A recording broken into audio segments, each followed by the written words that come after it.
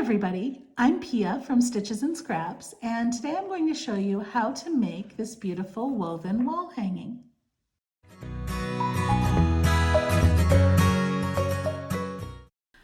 I'm going to be weaving onto this basket base that I got from Hooked for Life. She gave me this one for free to review and to try and make a project with so I could share it with you. You can buy them on her site at hookedforlifepublishing.com, and I will put that link into the description on this video if you're watching it on YouTube, or into the post if you're watching it on my blog. The bases come in this brown wood finish or in a silver metal finish. I believe both are paintable. The idea with these bases is that they have the holes here that you can crochet into and kind of build a basket up around, or that you can sew into to attach to the bottom of an existing basket. But I know everybody who's been reviewing these is doing baskets with them, and I wanted to try and do something different. So I decided to try and use it for a weaving project, just to use up some leftover bits of yarn I have and kind of make something fun for a wall decoration. Now, if you guys are new to weaving, that's totally okay, because you know what? So am I. I've done a few weaving projects, but I am by far not an expert. This is going to be a very basic beginner level weaving project. So the first thing you do for any weaving project is going to be to warp your loom. So I'm just going to pull off what I feel is manageable. I think I can get through most of this yellow, and then that's going to be the most I can deal with in one go. So I'm going to pull that off, and I'm going to tie the end to one spot on my loom. Now, I've chosen this rainbow yarn because the warp is going to show through in a few spots as you go. You want to choose a yarn that is strong because you're going to be tugging on it quite a bit, but not too stretchy. A cotton or something like that, or a bamboo, is likely to sag out of shape as you work with it, just because it tends to stretch and hold that position. It doesn't bounce back. So you want to use a yarn that's not going to get pulled completely out of shape as you weave. But it should be stretchy enough, or strong enough, sorry, to resist being pulled on a lot. Okay, so I've tied off one end, and I'm actually going to just tuck this little tail down underneath, and later on we will hide that or glue it to hold it out of place, but it's not going to show because we're going to be crocheting and edging around the edge here. I know on this base there are 48 holes, and I've counted. There's 23 over here and 23 over here, so that's 46, and then 47 and 48. So I know with 23 on each side that I am right in the middle. And what I'm actually going to do is I'm going to go around the edge and come up from the bottom. So that wraps this yarn around the edge of the base. And then again, I have to pull all this yarn through. So that's why we didn't want the whole ball attached. Okay, so now I'm going to keep doing that. I'm going to keep wrapping around the edge and coming up through the bottom of the holes. So I've done this one, and I'm going to kind of go around, and I'm going to skip one hole every time. Okay, so for this one, skipped one, now I go around the edge, and I come up underneath the bottom. And you want to pick a side and always come up on that same side. So on this one, I have come up, if I was looking this way, it would be to the left. So I'm going to keep coming up to the left here.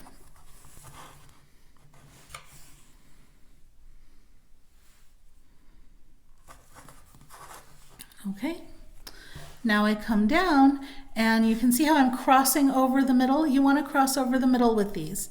So I'm crossing over the middle, and I'm coming up. I skip one, and I'm coming up through the next one. And again, I'm going closest to the yarn that I just did before.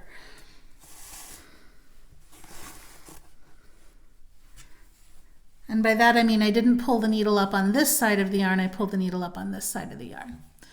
Okay, so now I pull that tight, and now I'm going to come back over here, skip another hole, and then go up in this hole.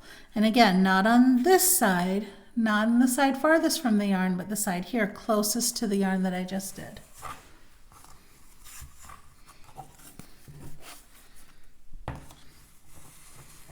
extra yarn is knotting a little bit. There we go.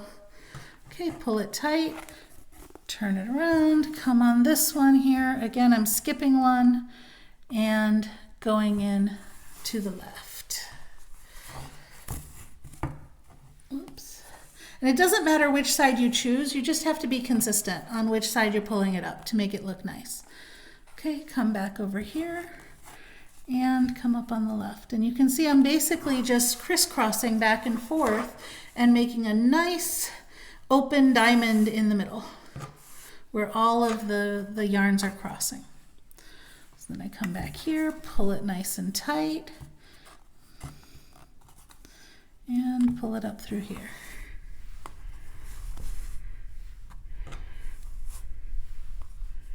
Notice I'm using my finger here to hold the tension, and then I'm giving it a tug. You want to keep pretty firm tension on it, as much as you can without, you know, worrying about breaking the yarn.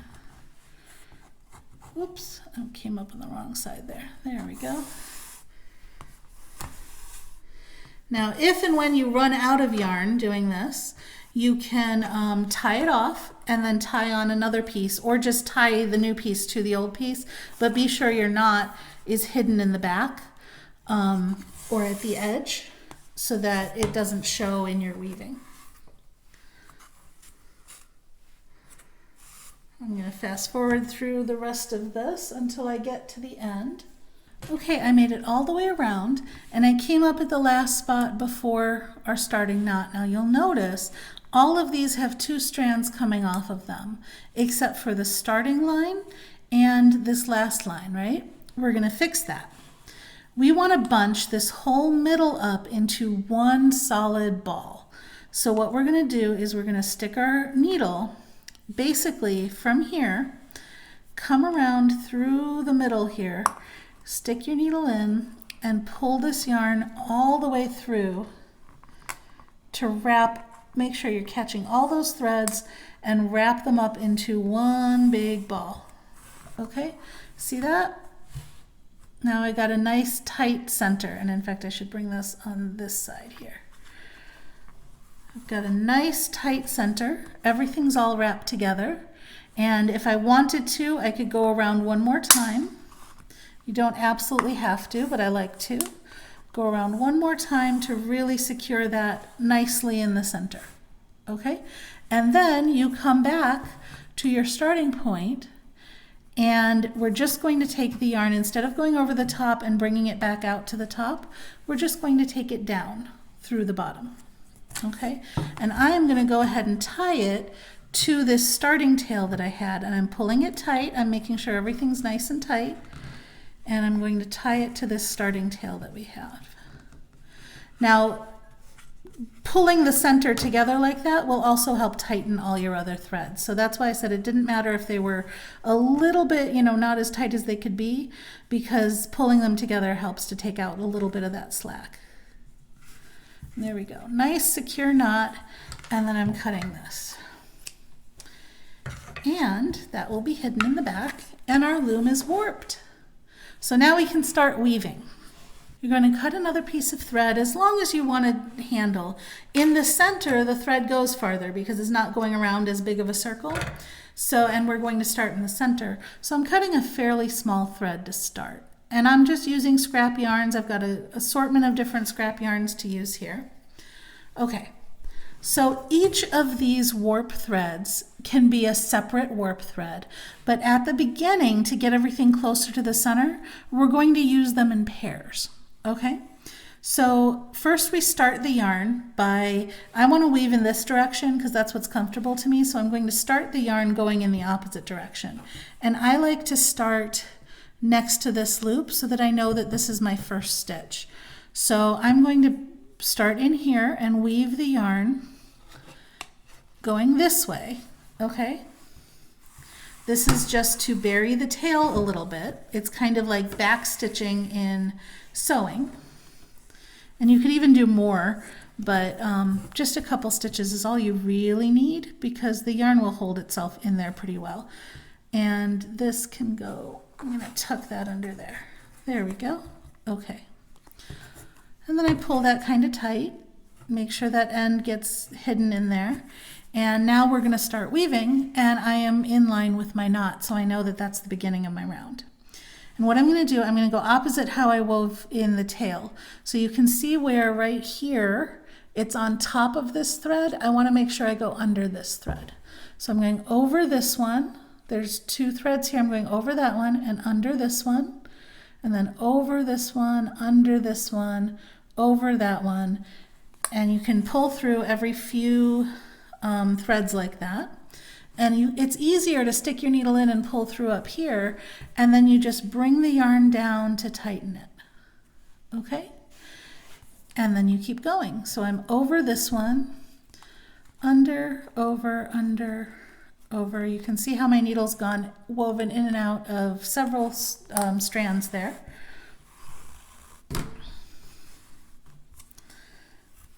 And bring it down and tighten it.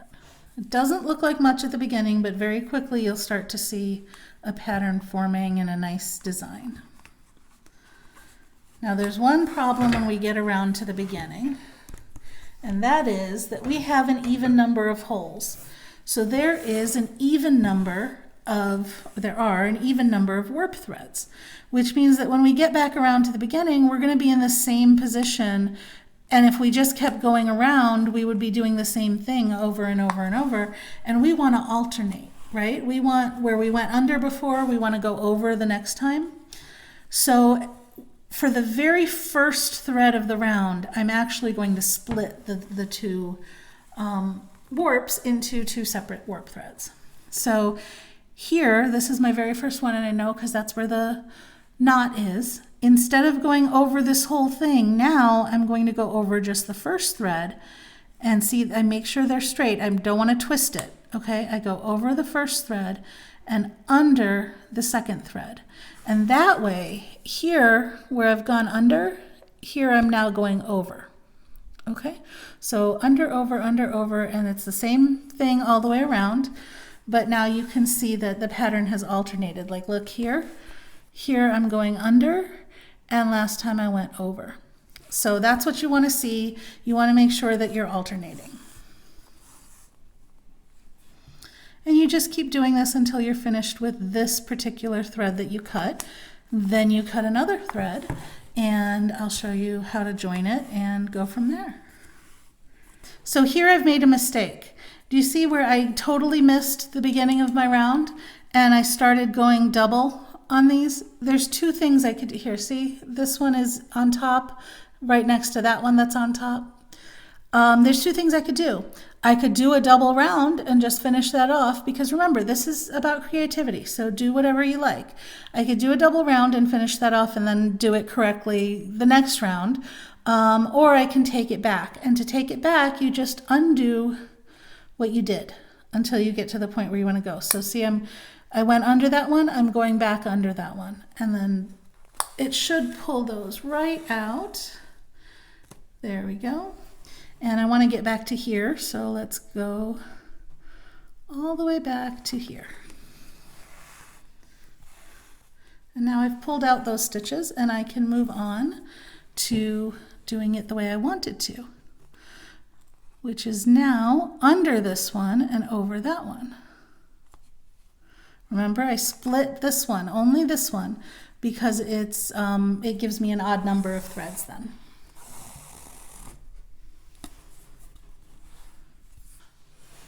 So now that we've gotten a few rounds in, I feel like I have more space to work around the warp threads. So now I'm going to split all the warps into their individual threads. Okay, so now I came out from under, so the next thing I have to do is go over. So I'm going over just this one warp thread, and then under the next one, and then over just this one and under the next one. As you do this, make sure you're not twisting your warp threads. And this is where it became important, the order that we were doing them in. So as I'm going in this direction, I'm seeing that my top thread is to the right and my bottom thread is to the left. Yours may be different depending on what direction you what direction you attached your warp in. So I'm going through the top thread first and the bottom thread next. Do you guys see what I mean by top and bottom? This one's coming over the top of the edge, and this one is coming up from the bottom. This one down here, okay? So I am on an over, so I'm going over this one, under that one, over this one, under that one. So I'm basically going over under the same way that I was before, but now I'm splitting each of these warps into their component threads.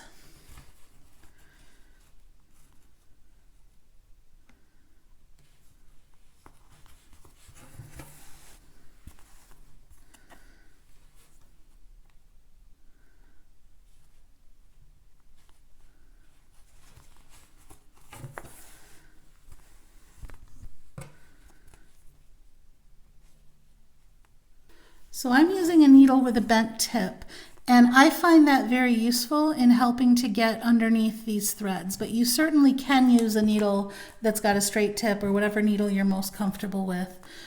Just something that'll get under the threads and fit your yarn that you're using.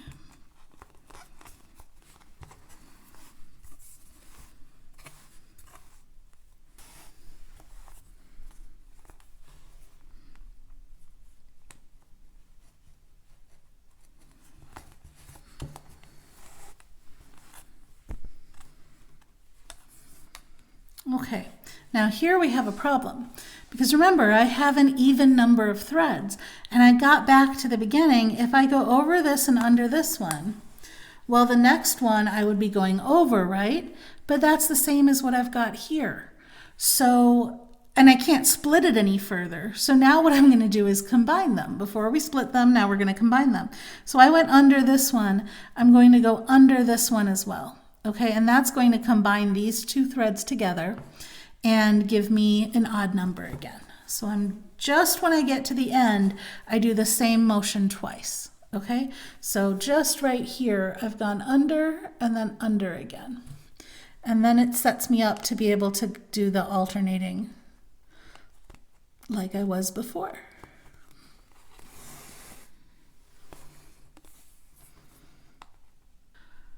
I'm ready to finish off this thread. I do have enough, I could go all the way back to the beginning, but I want to show you that it's okay to end off a thread somewhere else in the middle of your weaving. It's not going to hurt anything that badly. So in fact, it might help not to have all your joins right up at the top. So I'm going to stop it right here. And what you do is when you've got just a little bit left on your needle, you're going to come in, just like remember in the beginning we did that little bit of back stitching where we came in the opposite way and then went back around. Here we're going to do back stitching again basically. We're going to come in the opposite way. So here I went under, I'm going over that one. Here I went over, I'm going under. And I'm doing it behind this last stitch. Let me zoom in a little bit. There we go. I'm not going in front of the stitch here. I'm going behind the stitch here just to tuck it in away from everything else. Nice and secure right there. Do you guys see that? Okay, so I've gone backwards for just a few stitches and I'm going to pull this through. Okay, tighten it up a bit, not too much. You don't want to disturb that warp thread. And then I can even just bury it under here and pull it out somewhere in the middle. There we go. And snip. And that should hold that nice and securely, and then we can start another weft thread. So you guys have been hearing me say the word warp a lot, and obviously warp is these threads. That's the threads you're weaving onto.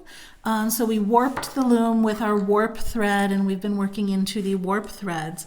The threads that you're actually weaving with, those are called the weft. And you can use anything you want for the weft.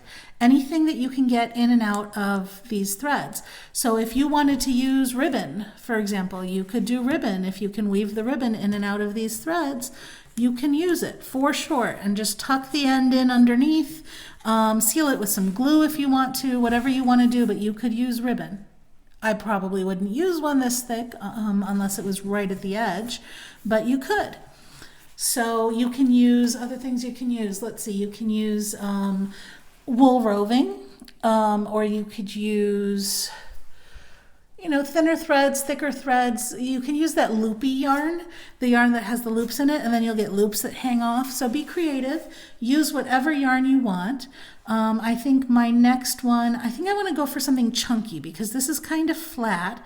So I'm going to go for this chunky purple yarn. And again, just pull off however much you want to work with. Remember, as you go farther out, it takes more yarn to do each round because the rounds get bigger, right? And then we're going to start it the same way that we started the first one, except we're going to do it right where we ended the last one. So we need to start right here, which means I'm going to start from here and go forward a little bit so that I can work back. Now I know that here, let's see, here I went under, okay? So on here I want to go over and here I want to go under. So I'm going to start on this thread. So that means I want to go over this thread when I come back this way. So over, under, over, under, over, under. So let's go under and come back out like this. Okay, and the key here is basically you're doing it backwards from how you want it to end up. And if that's not how it ends up, take it out and do it the other way. Okay, so there's my tail nicely woven in. And then I come to this thread and I want to go under it, right? Because I'm over it right now. And that's where I was. I was over this one, so I'm coming under this one. And then opposite of what I just did, and that should lock it nicely into place. And if you find that you did it the wrong way, take it out, do it the other way. It'll be fine. Okay, tuck that down, and we're off and running, and we can go do the next section. Now I'm using for mine only just this basic plain weaving stitch where you're going in and out.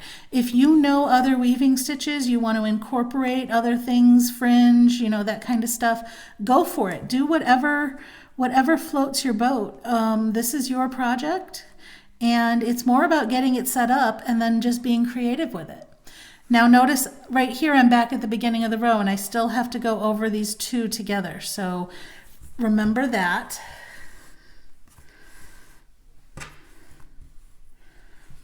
But there you can see that join where we went backwards and then forwards again, and that's going to get smushed down. You won't even notice it after a while.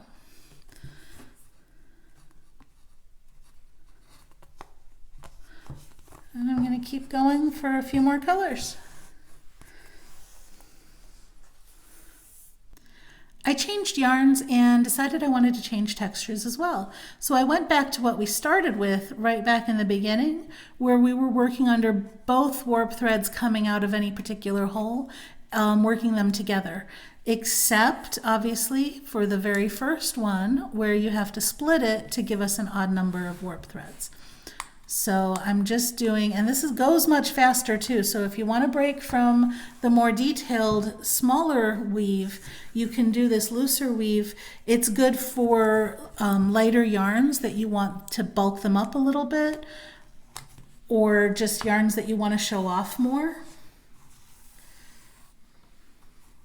Or, you know, if you just want to change in texture.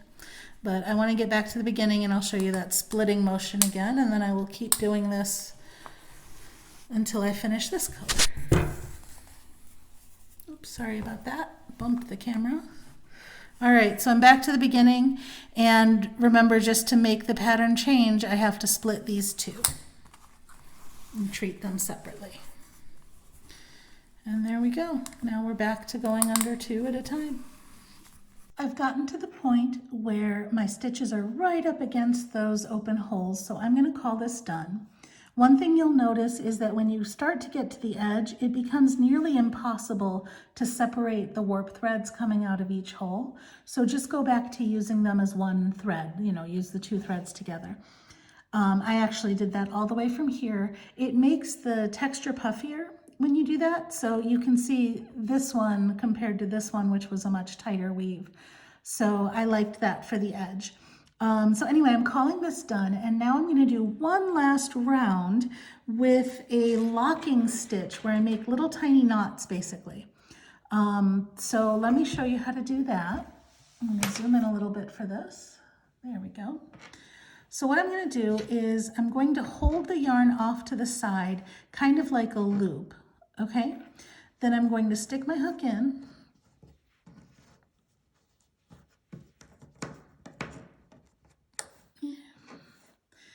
And pull it back through the loop. And then pull it all the way through. And you can see how as it comes all the way through at the end, it starts to twist up on itself and make a little tiny knot. And I just push that in towards the work, okay? And then I do it again. Make a little loop, hold it off to the side here, okay? Go in underneath both threads coming off of the hole there. And then come back through this loop and pull my yarn all the way through. Let's show that one more time. Make a loop, go underneath this warp thread and then come back in through the loop.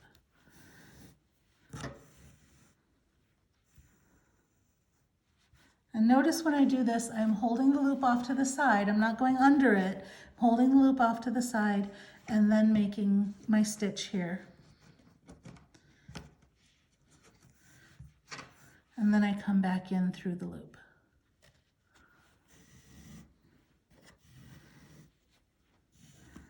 And I'm going to just keep doing that all the way around, and it gives me this nice kind of finished edge that I like. I'm going to zoom out so you can see that a little better. There we go. You see this nice kind of loopy edge, and it also will help even out the rows a little bit, and I'm hoping it'll cover up the bottoms of my stitches when I start to do the edging. So let me finish doing that all the way around. I finished the weaving, I did my little border here, and now I'm going to do an edging in single crochet.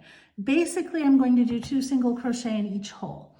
I'm working with worsted weight yarn and use whatever hook you would normally use with worsted weight yarn. If you're using a thicker yarn or a thinner yarn, use obviously a bigger hook or a smaller hook, and you can make more stitches or fewer stitches if you need to fill the gaps. Basically, you just fill the gaps so that it doesn't ruffle, and I'm finding that 2 stitches per hole works out just fine. So I'm going to join the yarn in any space where I do not have yarn already. So any of these open spaces. And I'm doing that just by pulling up a loop in the hole. Okay, now I'm going to do a chain 1, and then I'm going to do my 2 single crochet. I find it's easier because of the way I hold things for me to pick it up straight up like this to stick my hook in and grab the yarn. I find that that just works the easiest for me. If you find you can do it with it laying flat on the table better, then do it laying flat on the table like this. Okay, stick your hook in, wrap the yarn around your hook and pull it up through the hole, and then finish your single crochet with a yarn over and pull through both loops. So really it's a single crochet. You're going into the hole rather than a stitch. And the only reason it's a little more difficult is because this is not a flexible fabric, it's a rigid board, so it's a little bit harder to pull up that loop. But just find a comfortable way to do it, stick your hook in, wrap the yarn around, and pull up that loop, and you'll be fine. Now notice on this one, because there was the yarn coming up in the middle from our warp thread, what I've done is I've done a single crochet on each side of it. So let me get to the next one and then I'll show that to you again. Sorry about the banging, that is the basket base hitting the table. Okay, so here I've got this warp thread. I'm going to come in on this side of it and do a single crochet. And then I'm going to come in on the other side of it and do a single crochet. So that'll center that warp thread in the middle of that hole. And I'm just going to keep doing that all the way around. And when we get back to the beginning, you just attach a thread. You can tie on a thread to hang it with, or you can just put a hook straight through one of the holes, and there you go. You have a wall hanging. I finished the round and I'm joining it with a slip stitch, just like you would any other crochet round. And I'm going to go ahead and fasten off.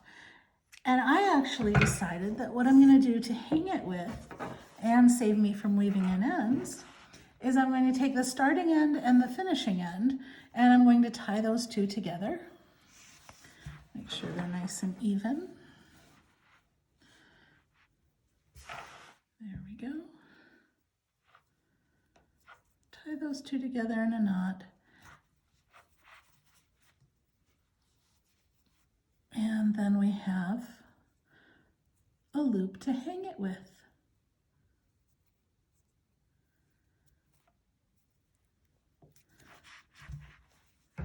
Trim the ends off. And we are done. Now this, if this end bothers you, you can tape it down, you can try to weave it into the edging, but if you're hanging this on a wall, this won't show. If you absolutely don't want it to show at all, you can push it back through to the front and weave it down through these stitches. But on a wall, this is going to be all we need. And our project is done. I can't wait to see what you guys do with yours. Great way to use up leftover little bits of yarn. And I think it's a beautiful wall decoration. If you liked this video, please give me a thumbs up, share it with your friends, or leave me a comment. You can also subscribe to my YouTube channel for more great videos. Thanks for watching.